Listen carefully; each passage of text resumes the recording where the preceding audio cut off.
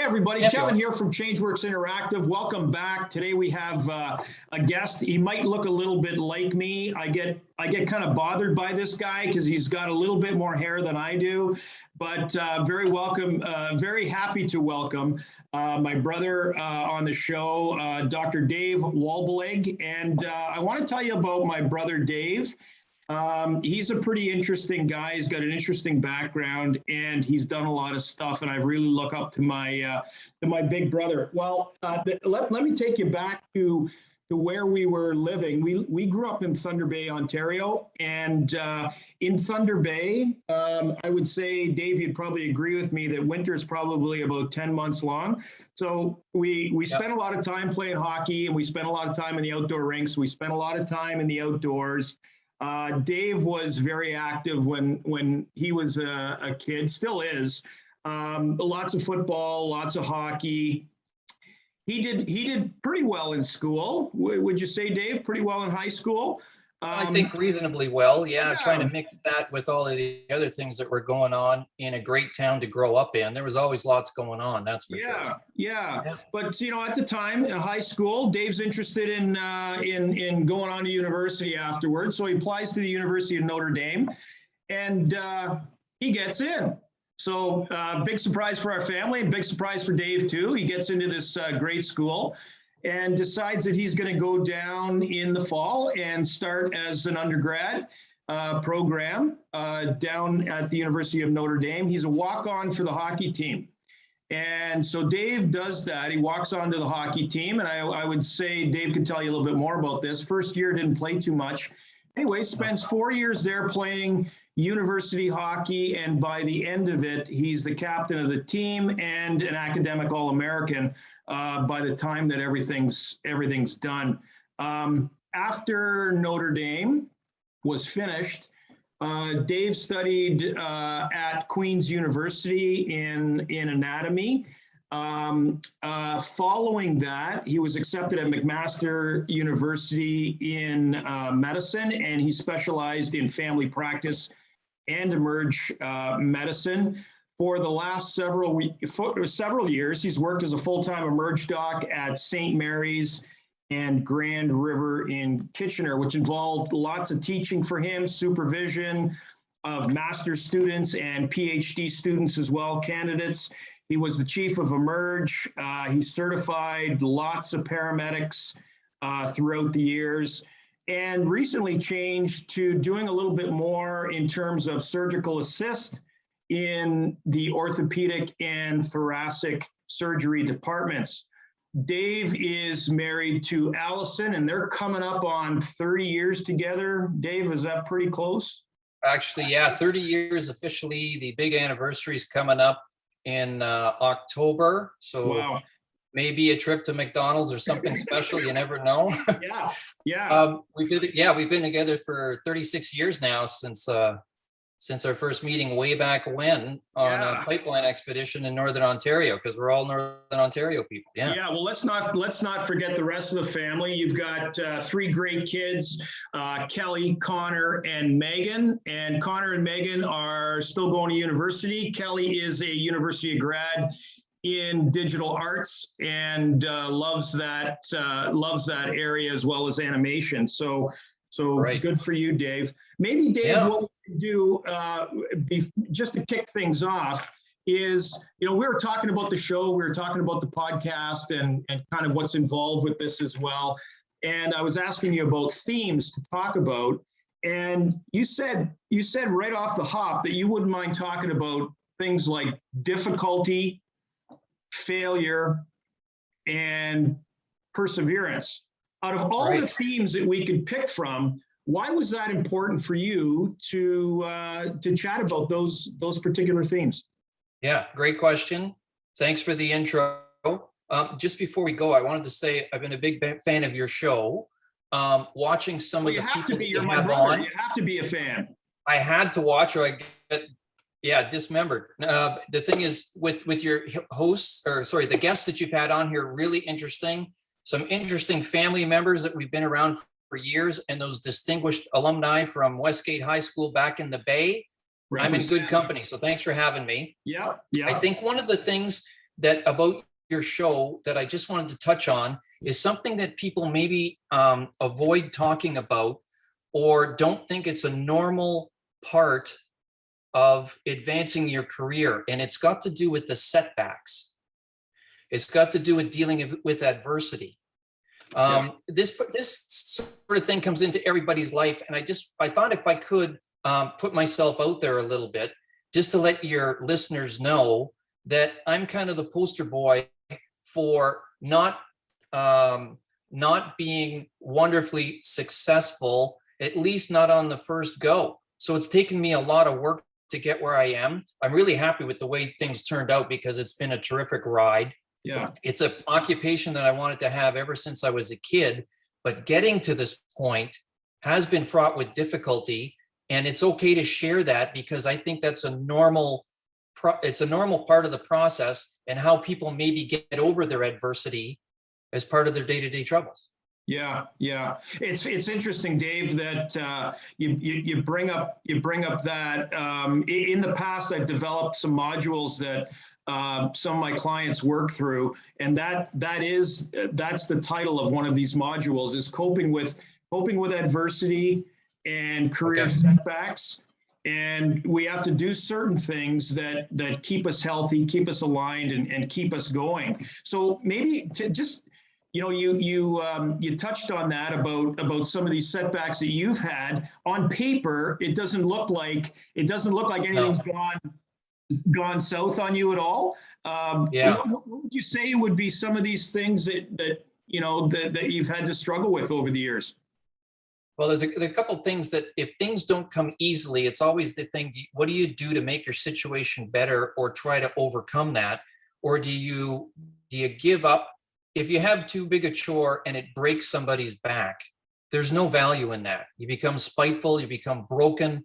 I think instead of looking at things that way, if you say I got a series of adverse events that I either have to change my strategy, work harder at, or do something a little bit different, or maybe take a fresh look at things and say, maybe this isn't for me. I would be happier going that way. Yeah. I think that's all part of the big scope of looking at how life plays out and not getting too worried about failure. So I've had lots of failures and it's okay because in the big picture, if you look at the end product, hey, life's rosy. I'm just here to tell your listeners that my life, other people's lives are filled with a series of unfortunate events, right? But it's how a person overcomes that or maybe tries to strategize or call in help to do better with it. My big, my cross to bear was about not being able to get into medical school because of the grades required. I also had some setbacks with the herniated disc in my back and the physical impediment or some chronic pain. There's a few other things there that you say, wow, is this going to do me in? Or am I going to do something that makes me rise above that and keep going at either something I'm really good at or something I'm really passionate about? Yeah. That reminds me, Dave. There's a couple of TED Talks that I saw many years ago, actually, on two topics that I think are important. And I know there's a lot of young people that we deal with. But it's also inspiring as well. One of those TED Talks that really influenced me was Angela Duckworth's talk on grit and perseverance. And another one was a researcher by the name of Carol Dweck, who talks about growth mindset, that the difference between fixed mindset and growth mindset. So if I have a fixed mindset, I feel like this is as good as it gets. I can't advance any farther. This is my lot in life. A growth mindset's a little bit different. So you look at different areas of your life, whether that's your social life, your relationships, your work life, maybe your mental health, your physical health. And the thought is that I could always move along that continuum. I could always get a little bit better. There's things that I can do that sort of advance me in that direction. I agree. And I think if people can't find the way to move themselves along the direction, asking for help is a good thing. That's not a sign of weakness. I think that's being smart. It almost comes with networking for those people that are in business and things I don't know much about. But if you're asking for other people to say, it's getting a little heavy lifting. Can you give me a hand to get me over the rough spots, and then we can move on? I think that's pretty good. So I've had a few of those in my day. And I think, calling in people that are either better at or different from what you do to look at the same problem is calling in a lot of team members to help you out. People are afraid to do that. They're afraid of failure. I'm just saying there's a lot of people out there that can be considered successful, but have had a number of failures along the way, but didn't let it rule or ruin their lives, because they were able to think outside the box, say, how are we going to fix this? It's not an opportunity for failure. It's an opportunity for advancement if I've got the tools that I need or some of the thinking strategies to get me over the tough times. Okay, well, let's put a maybe a little bit more specific on that. So we're growing up in Thunder Bay. Our dad, for the most part, was pretty absent. He worked out of town and he wasn't around a lot. We didn't have a lot of money. We came from sort of a blue collar household. So Dave is working his way through Notre Dame, and you've got this end goal that you want to get into medicine. What allowed you, do you think, when you look back on it, what is it that gave you that perseverance or gave you that grit to keep going and coping with those failures along the way? Was it a mentor? Because we could talk about that too. Like, was it somebody that influenced you or inspired you or mentored you, gave you direction in order to get there? I think that's an important question, because a lot of how people do in life, I think, are dependent upon role models. Some negative, I never want to be like that. Some positive, hey, I learned a lot from that person. So when we're growing up in Thunder Bay, and also during my undergrad, I struggled my first year. I was such a small fish in a big pond that school didn't go well. I was also a walk-on with the hockey team. But remember, we were working pipeline construction in the middle of all kinds of places. And I came back to compete against kids that had been at hockey camps all summer, and I hadn't been on skates for 5 months. I put myself at a huge disadvantage. So how do I improve that? Or how do I learn after my first year, which didn't go so well? I think there's two things that happened. I like your point about grit. I would say, if anything else, I'm a gritty person. I don't like losing. And I like to try to think I can do something better to improve my situation. So the one quote I like is about Sidney Crosby. He keeps saying that I will not be outworked in practice. Now let's think about that. This guy's set every record. You can either love him or hate him. It doesn't matter. But you look at his list of accomplishments, and he's like nothing but a success story. But he's the guy that puts an emphasis on himself to say, day in and day out, I'm going to practice harder than my teammates do. So that's why it makes it look easy when it comes to game time. For me, after my first year, when things weren't going so well, I had to change something. So I couldn't get ice time to help out during the summer months because I was busy working and ice time's not available. So what do I do to improve hockey when I go back second year? More working out. And the one thing I did was to try to be more disciplined. When I got home from a great job I had with Union Gas, digging ditches and hanging out with cool guys and doing a lot of physical stuff, I never allowed myself to have supper when I got home from work until I put on my rollerblades and put in an hour of sprints and endurance training. Remember at the Ministry of Transportation over on James Street? I remember you were like the only kid that would. This was before inline skating really got popular, right? This is 19. Yep. The old school little ones with mega resist. It was like Flintstone little tires. They didn't turn very well. No, the resistance training was was probably really good for me, but at the time it was state of the art. It was like 1983. Yeah. So the thing was, I told myself, I'm not going home to eat supper or relax or get a shower until I put in a solid hour. So I got lots of looks from cars driving by and all this kind of stuff, but I was pretty determined. That plus the weights we had when we were younger, start pushing those a little bit more. Yeah. Stick handling drills. I want to try to do something physically that would improve my game. Academically, the same thing happened second year. I was thinking about this before coming into your interview today. And the pre-med dog eat dog type of academics, it's very difficult. Undergrad, to try to make the grade is very difficult. And I remember my turning point was in second year. I didn't do very well in first year, weighed down by calculus, and I don't have a math gene in me. So it's just like, oh, that's a bit of a disadvantage for me. You and me, Dave. Yeah, all of us. So the thing is, what am I going to do to improve my situation? So the other part is, that was the physical component to help with the hockey end of things. The more important part was the academic part of the program.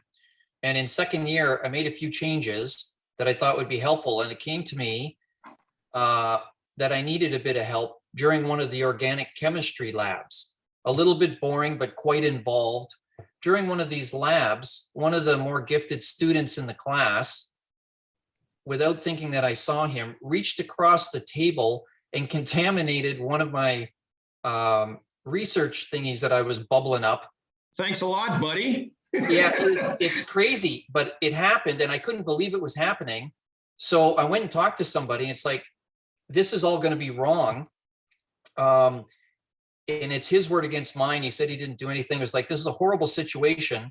The only thing that saved me is I had a PhD graduate student from India that was running the lab, who actually saw it from across the room, intervened on my behalf, and talked to me afterwards and said, "You're actually doing quite well. You're prepared. You're understanding. You're a reasonable guy. Blah blah blah blah blah." I remember that whole situation because it was the first time that I actually had to change. And I started nailing some in the lab. The biggest thing about that was sticking up for myself. But the second part was, I think I need some help understanding what I don't understand. I got to network a little bit. And what I did is I talked to a friend of mine who's still a close friend, who happens to be the head of head and neck surgery at Cleveland Clinic. And he's my buddy in our goaltender on our hockey team named Mark Gay. Now, Mark and I studied independently first year, did our own thing, got closer as the years went by because we played together for 4 years. And I said, I need a study buddy. That guy helped to teach me how to learn. So there's a change for me, right? So I tried on my own the first year, tough courses. I was also doing crazy things like all-nighters and those sorts of things, where if I study more, I'm going to learn more. That's not necessarily true. So I wasn't using time management very well. I was always tired, and I was staying up at least once all night per week to try to do better on exams, which is not the way to go. He basically taught me how to study, time management. We're done. No, you don't know enough about that. Blah, blah, blah, blah, blah. So we stuck together for the next 3 years, and both of our grades went way up. So I was lucky enough that during my course of time as an undergraduate in the States, my grade point average went up every single semester, because you learn how to do things and you learn what you're doing incorrectly. I think that's also part of the change that people should see. I think so too. Maybe that's a great segue to, we talked earlier about having mentors, having people that support you, and how important that is. You must get a lot of young people that are they either want to, maybe they want to go down to the States and they have a goal of playing in the NCAA in a particular sport, or maybe they want to go off to university with the goal of maybe studying medicine down the road. What kind of advice do you give young people who are pursuing either of those areas? Would there be something that you advise?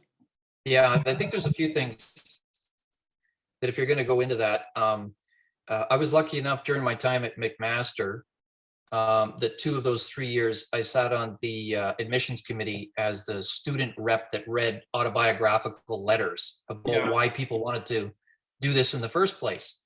And there's usually a couple of points that are taken away from that come up in all the interviews and all of the process about, do we have the right candidate?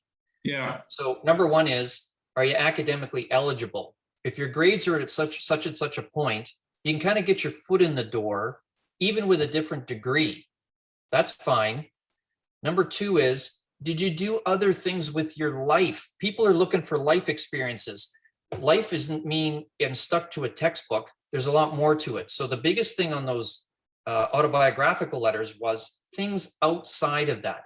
What are your personal interests? Have you dealt with adversity? That's a big point. And that's a discussion that we've got going here today, Kev, is have you had some bumps along the way? And what did you do to get over them?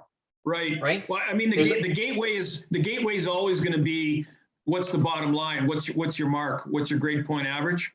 I mean, that's going to be the initial thing. But then the other thing that I'm getting from you is you better be well-rounded. Otherwise, we're not going to take a look at you if there's two candidates that are exactly the same. Yeah. If you set the bar this high and you say, did you study whatever, right? And your grades are acceptable. Yes, you're eligible for an interview. So take those and throw them out the window. Now I'm talking to you as a person. Bring it on. What have you got to show me? What life experiences have you had? How do you deal with adversity? Hey, did you do volunteer work? How many places? What kind of people did you see? Do you have a family member with a major illness that affected your decisions? Did you play an instrument? There's all of these other things that make people all of a sudden multidimensional and real. So it's nice to get the grade. And some people are super gifted. I'm here on your show to tell you I wasn't one of those guys. I earned my grades as I went by making some changes and bringing in people that knew more than I did to help me out, right? I had to change my path a little bit, or at least the way I was thinking about how I was doing. Yes. Other things there that make you a complete person are your interactions with other people and the things that make you unique. Well, Dave, I would say that you're gifted in many areas, one of which certainly is playing golf, but I will move on. I'll move on to the next question. I wanted to ask you too, like, you've done all these things, and you've had all these accomplishments in your life, and that's had to come with some stress as well. And my world, I will talk to people every day about ways that they manage stress and they manage anxiety in their lives. What do you do? Like, how is it that you manage that? Because I would imagine with your work, and I mean, you're my brother, I know what you do, but you wouldn't get into the nuts and bolts about that particular topic. How do you manage stress? Like, what do you do? Yeah, so I think there's everybody's got a couple of things that either work or don't work for them. And, the things that don't work, drugs, alcohol, bad habits, whatever. And then there's lots of good stuff that a person can do to try to keep it healthy. So I like bragging about my 40 handicap in golf because that makes me feel good. Well, that's coming down, Dave. You used to be a 50 handicapper. Now I know. 40, so that's part of adapting, Kev. I'm moving in the right direction. That's right. Good for you. Good for you. Okay. So maybe some more personal trainers and all that kind of stuff, and swing in the opposite direction, and I'll maybe improve still. I don't know. Yeah. I think one of the things is that Allie, my wife, has been a big source of support because she knows I got a tough job, and once in a while I have to debrief a little bit on things that might have been bothersome. Okay, so it's nice to have somebody to talk to. I almost think it's better though to have a peer group that knows what you're experiencing. Okay. Yeah. Because one of my kids gave me a big compliment the other day, and he says, Dad, when you get home from work, we don't know what kind of a day you had because you don't bring your patients home. And I thought, that's fabulous because there's a time and place for everything. If I've got something that's really bothering me though, I think it's a matter of talking to the right people, be it a counselor, psychologist, psychiatrist, if you need it. For me, the biggest thing is we have a support group at work. I've got some work buddies that are emerge docs, just like I was, because I changed gears. We can talk about that after. Yeah. And they know what it's like for the good, the bad, the ugly, because there's lots of ugly. And it's a matter of what can you deal with to de-stress if you have to. Right. That's a great point. Like, I think people don't understand, and you look at any line of work, you either have to be doing the work yourself or you got to be married to it. then you have an understanding of what it's like. But it's difficult sometimes when you're outside of that to know what those nuts and bolts day-to-day stresses are going to be. I agree. I was just trying to be a player coach when I was the chief, because they said, well, now that you're doing that, I did that string for 6 years as part of administrative stuff. Well, then some of the people in my group were suggesting, well, don't do any more night shifts. It's like, well, you know what? I'm still going to do some. I'll tell you why. Because if you want to know what it's like at 3 a.m. to deal with an overcrowded emergency department, seizing people, febrile kids, busted bones, blah, blah, blah. You can pick something that's unpleasant. Yeah. Nobody knows what that's like unless you're doing it. Right. So if you're in there getting your hands dirty as a role model, I think that's good for other people too. If things go well, it's easy to be a holy man at the top of a mountain.